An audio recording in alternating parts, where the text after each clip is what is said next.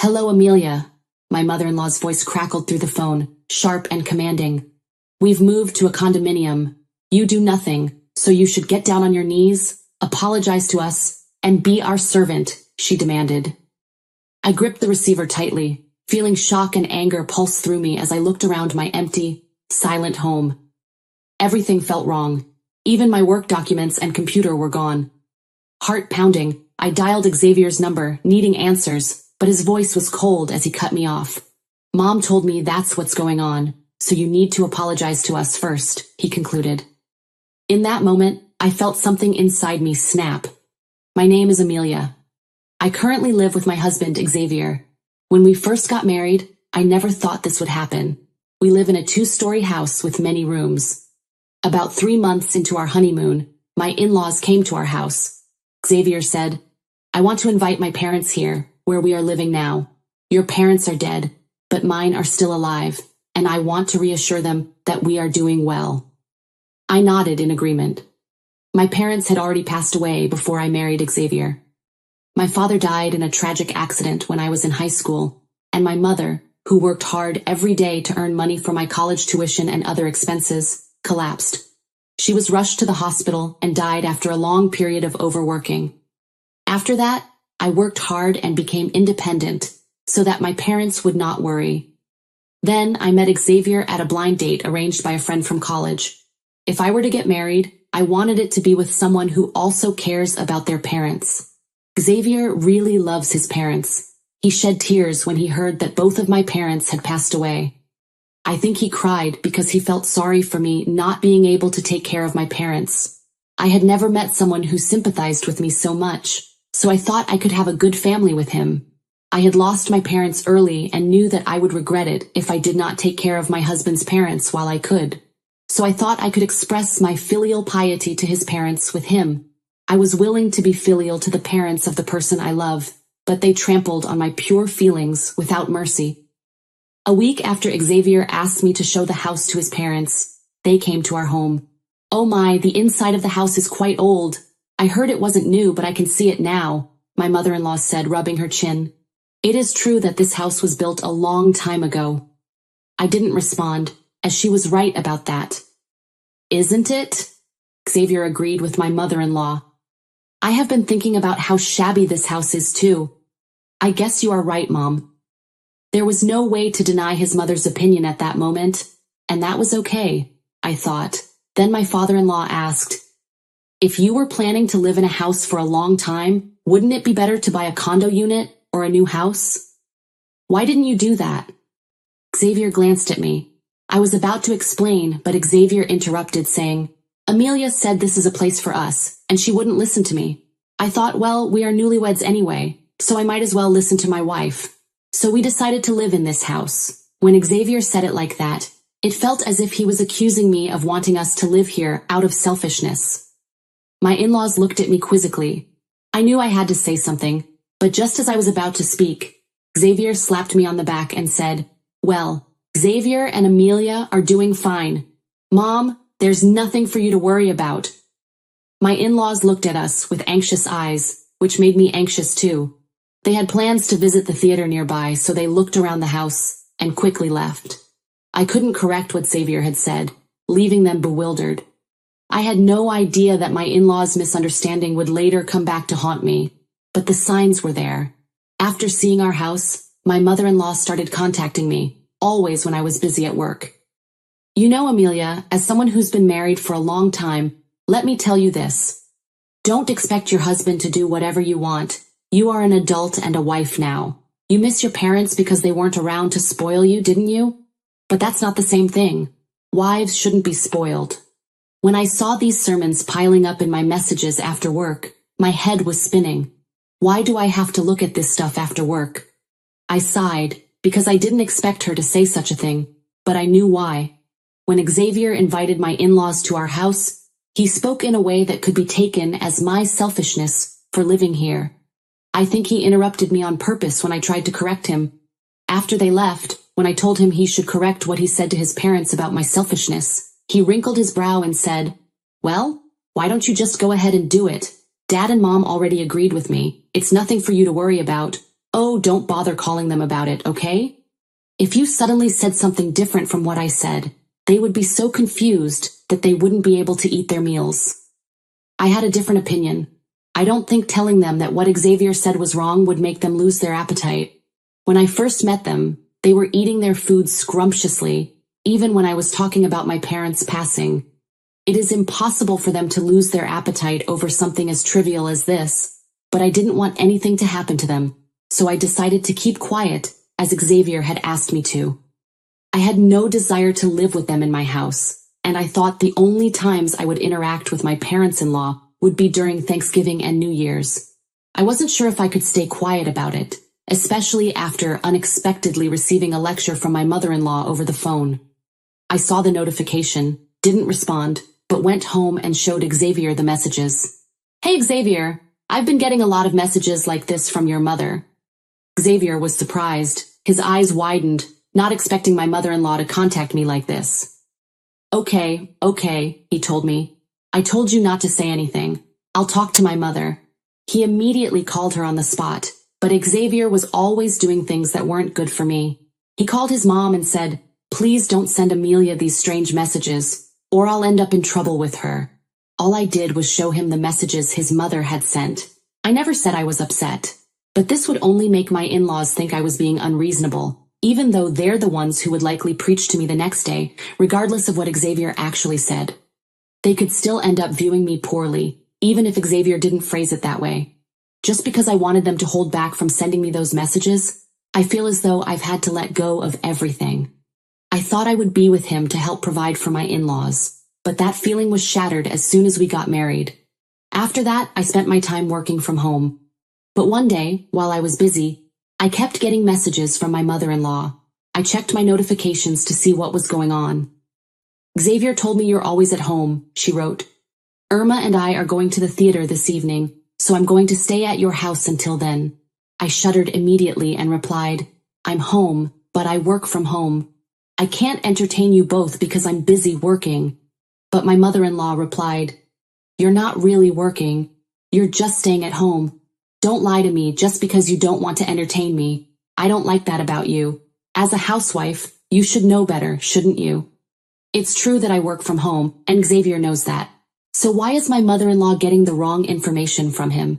I'm starting to lose faith in Xavier as well. He has been trying to make me look bad to my in-laws. At first I thought it was a coincidence, but now I'm convinced. For all I know, Xavier is trying to make things worse between me and my in-laws, but I don't know why he thinks that. He has been and continues to be a disappointment to me. Just when I had forgotten about Xavier, the intercom rang. Sure enough, my mother-in-law and sister-in-law, Irma, were at the door. I invited them in, thinking maybe Irma, who was young, would understand my work-from-home business and tell my mother-in-law about it. "Mom," I said, my voice firm, "as I told you in my message, I work from home. I can't entertain you both while I'm at work." My mother-in-law sighed exaggeratedly and said, Okay, enough with the lies. Get on with serving the tea." She pushed me toward the kitchen. I looked at my sister-in-law, Irma, hoping she might listen to me, but she was playing on her phone, not even looking at me. I'd like a Coke," she muttered. I replied, "We don't have Coke in our house." Irma immediately sat down on the sofa with a sullen look on her face. "Well then, just serve me a juice, whatever it is. You are living on my brother's money, so why don't you at least entertain us, his family? You are our servant," she stated, glaring at me. My eyes widened. It's true that I married Xavier, but that does not make me a servant of my in-laws. So I retorted, "I don't know what Xavier told you, but I'm not living on his money.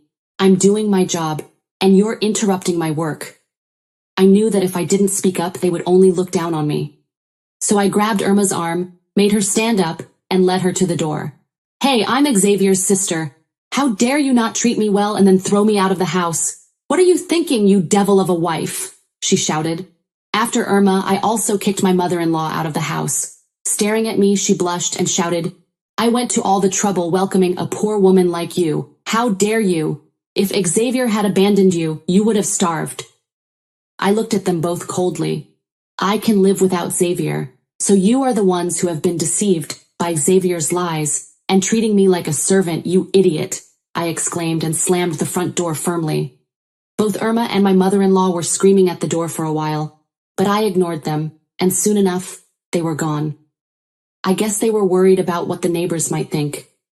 I don't have to worry because I know the neighbors will be more on my side than Xavier's, no matter how much noise they make. Then Xavier came home that day and told me what his mother and Irma had said to him. I can't be with someone who neglects my family. If this happens again, I will divorce you immediately. So write your name down. He handed me the divorce papers with his name on them. It was something I had never wished for, but then I've gotten to the point where I want to get rid of my husband, who is always telling false stories about me to his family and undermining my status. I quickly signed the divorce papers. I signed the divorce papers without delay and stored them at the back of the cabinet. Later that night, I took them out and kept them with me. The next day, I left for a meeting and came home to find the house deserted. My room was untouched, but the documents and computer in my workroom were gone. As I rushed to call Xavier, I was interrupted by a call from my mother-in-law. Hello, Amelia. Me, my husband, Xavier, and Irma are in a condominium. You do nothing, so you should get down on your knees, apologize to us, and be our servant. I won't tell you where we live until you get a real job. You'd better take this opportunity to realize how helpless you are, she concluded. I felt something snap in my head. I hung up the phone and immediately called Xavier. He picked up. Mom told me that's what's going on, so you need to apologize to us first, he said. I interrupted him. I will file for divorce, and if you don't return my things that you stole from me today, I will file a police report. And the furniture in the house was originally stuff that I bought, right? I will file a report on that too. Once we get past the date, you are out. I will make you all be treated like criminals.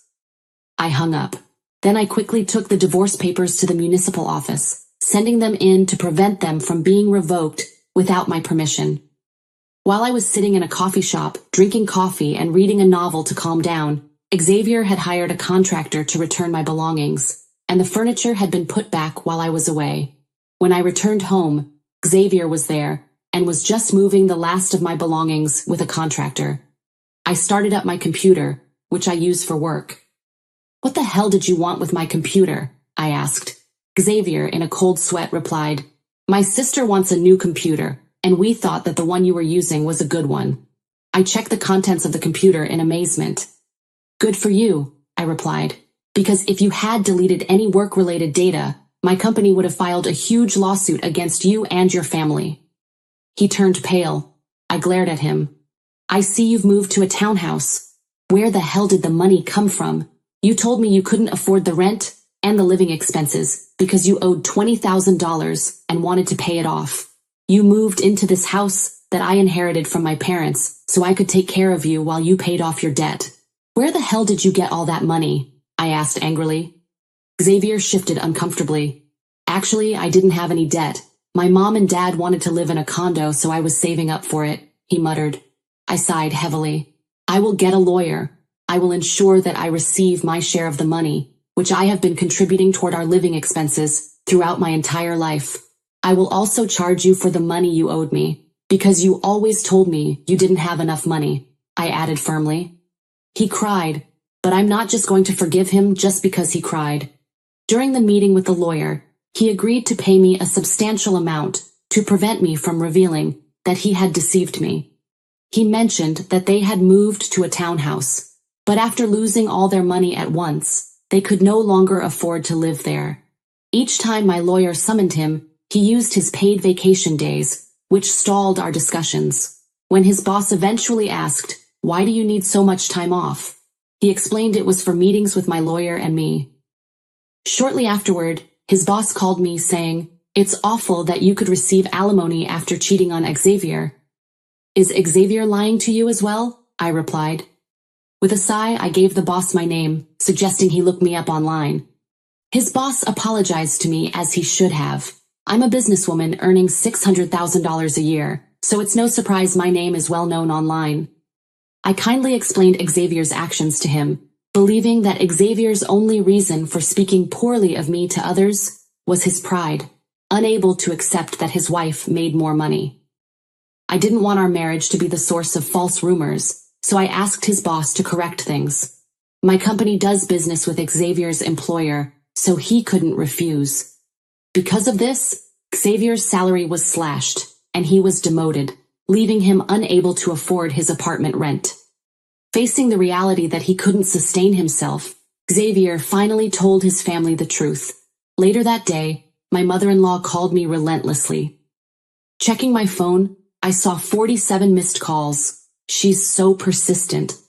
I was working as I'd explained many times, but she didn't get it. I sighed and blocked her number. The next day, my in-laws and Irma showed up at my door. Xavier is sorry, his mother began. Stop making things harder for him. Irma chimed in. I didn't know my brother didn't make that much money. He always seemed rich. You can live with us in our house if you want. I opened the upstairs window and picked up my phone. Hello, police? There are 3 suspicious people causing a disturbance in front of my house right now. They left quickly. Xavier's parents, who had quit their jobs assuming he'd support them, received no help with the condo rent. Irma, who was unemployed after being fired for her bad attitude, joined them as they all had to move into a cramped 1-bedroom apartment. They blamed Xavier, saying, "It's your fault." After a few months, Xavier couldn't tolerate the situation, ran away, and was ultimately fired for missing work repeatedly without notice. I heard that the 3 of them are now homeless, after being evicted, but I don't know the full details. I'm still living in the house my parents left me, but I'm considering moving to a condo or a 1-bedroom apartment.